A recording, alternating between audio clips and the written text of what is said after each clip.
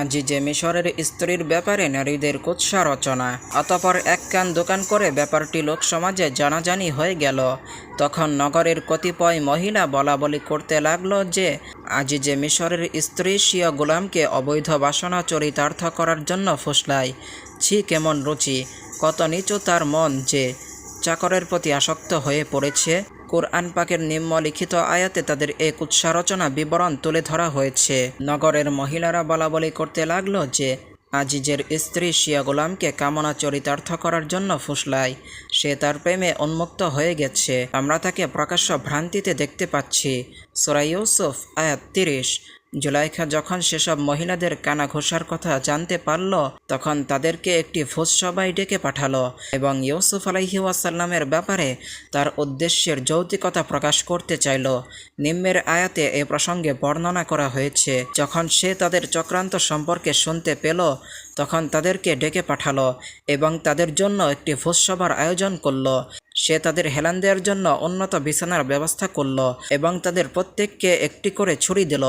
আর ইউসুফ আলাইহি ওয়াসাল্লামকে বলল, এদের সামনে একটু বের হও। সূরা ইউসুফ আয়াত ৩১।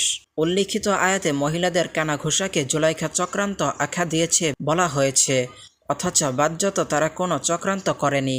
কিন্তু যেহেতু তারা গোপনে গোপনে কুৎসা রটনা করেছিল, তাই জুলাইখা একে চক্রান্ত বলে অভিহিত করেছে। কেননা তাদের কোনো আপত্তি থাকলে সামনে বলা উচিত ছিল, কিন্তু তারা তা না করে অগোচরে সমালোচনা করে বেড়াচ্ছে। অতঃপর মহিলারা যখন ভোজসভায় উপস্থিত হলো, তখন তাদের সামনে বিভিন্ন প্রকার খাদ্য ও ফলফলাদি উপস্থিত করা হলো। তন্মধ্যে কিছু খাদ্য চাকু দিয়ে কেটে খাওয়ার মতো ছিল, তাই প্রত্যেককে এক একটি করে চাকু দেওয়া হলো। তারা সেই ফল হাতে নিয়ে চাকু দিয়ে কেটে কেটে খেতে লাগলো। ইতিমধ্যে অন্য কক্ষে অবস্থানরত ইউসুফ আলাইহি ওয়াসাল্লামকে কোনো কাজের বাহানায় বলল, এই মহিলাদের এখানে একটু আসো। ইউসুফ আলাইহি ওয়াসাল্লাম তার উদ্দেশ্য সম্পর্কে জানতেন না।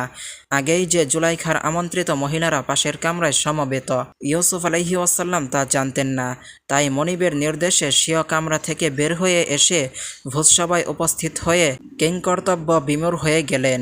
অপরদিকে হজরত ইউসুফ আলাইহি ওয়াসাল্লামকে দেখামাত্র উপস্থিত মহিলাদের মাঝে যে প্রতিক্রিয়া সৃষ্টি হয়েছিল, পবিত্র কুরআনের নিম্নোক্ত আয়াতে তা ব্যক্ত করা হয়েছে। যখন আমন্ত্রিত মহিলারা ইউসুফ আলাইহি ওয়াসাল্লামকে এক নজর দেখল, তখন তারা হতভম্ব হয়ে গেল এবং নিজেদের হাত কেটে ফেলল।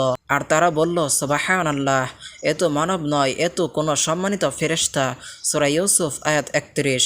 বলা বাহুল্য, উপস্থিত মহিলারা ইউসুফ আলাইহি ওয়াসাল্লামকে দেখে তার রূপ সৌন্দর্য অবলোকন করে হতভম্ব হয়ে গেল এবং তখন যে চাকু দিয়ে ফল কেটে খাচ্ছিল, তাতে ফলের পরিবর্তে হাত কেটে ফেলল। আর তারা ইউসুফ আলাইহি ওয়াসাল্লামকে ফেরেশতা বলে আখ্যায়িত করল, কেননা তারা এরূপ অনন্য রূপ সৌন্দর্যের অপরূপ নুরানি চেহারার মানুষ কখনো দেখেনি। অতঃপর জুলাইখা উপস্থিত মহিলাদেরকে লক্ষ্য করে বলল, এই সেই ব্যক্তি যার ব্যাপারে তোমরা আমাকে ভৎসনা করেছিলে।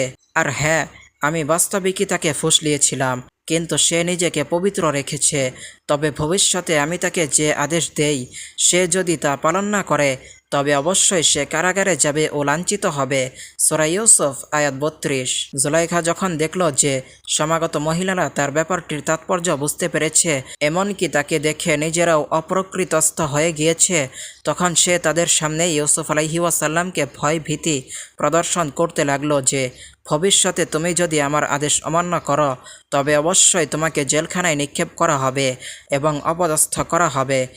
কোনো তাফসিরবিদ বর্ণনা করেছেন যে তখন আমন্ত্রিত মহিলারাও ইউসুফ আলাইহি ওয়াসাল্লামকে জুলাইখার প্রতি ফুসলাতে লাগলো যে, তুমি জুলাইখার কাছে অনেক ঋণী, কাজেই তোমার জন্য তার ইচ্ছার অবমাননা করা উচিত নয়।